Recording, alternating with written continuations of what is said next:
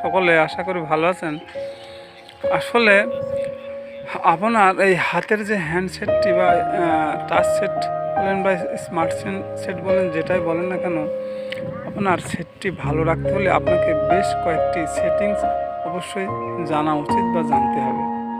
তো বিশেষ করে হয়তোবা অনেক সেটিংস আপনাকে অন করে রাখতে হবে, আর অনেক সেটিংস অফ করে রাখতে হবে। তো চলুন দেখি আমরা আরেকটি সেটিংস অফ করে রাখলে অবশ্যই আমাদের ফোনটির জন্য খুবই ভালো হবে। তো ঝটঝট করে দেখে নিন, আমি স্ক্রিনে সুন্দর করে দেখাই দিচ্ছি। ওকে, চলুন আমরা দেখি। আচ্ছা, আমাদের প্রথমে যেটি করতে হবে সেটি হলো আমরা চলে আসবো প্লে স্টোর। ওকে, এই যে প্লে স্টোর। আচ্ছা, প্লে স্টোর এই যে রাইট কর্নারে যে আইকন আছে, আইকনটির উপর আমরা প্রথমে একটু ক্লিক করে দিই।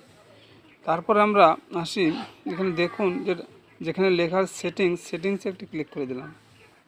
ওকে, তারপরে আমরা এখানে অ্যাবাউট আছে, ফ্যামিলি আছে, পারচেজ ভেরিফিকেশন আছে, নেটওয়ার্ক প্রেফারেন্সেস আছে, জেনারেল আছে। তো আমরা নেটওয়ার্ক প্রেফারেন্সেস এখানে একটি ক্লিক করে দিলাম। ওকে, তো আমরা এখানে দেখুন নিচে লেখা আছে অটো আপডেট অ্যাপস।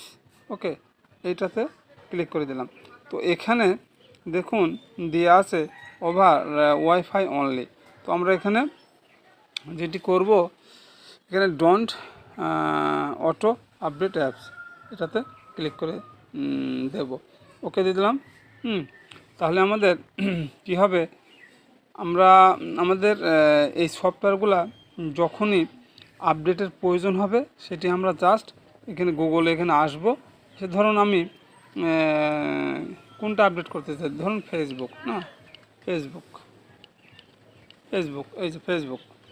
ওকে, তাহলে ফেসবুক যদি আমরা আপডেট করার প্রয়োজন হয়, অবশ্যই এখানে আপডেট লেখা আসবে। এখানে দেখুন আমার আপডেট করার প্রয়োজন নেই, এখানে লেখা আছে ওপেন।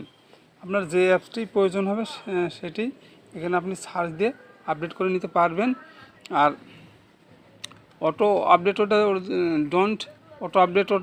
ডোন্ট অ্যালাউ করে দিলাম। ওইটা আপনার সব অ্যাপসগুলা যখন তখন আপডেট নেবে না। এর জন্য ফোনের জন্য খুবই ভালো হবে, কারণ ফোনের হয়তো বা কারো মেমোরি, কারো র্যাম একটু বেশি আছে, কারো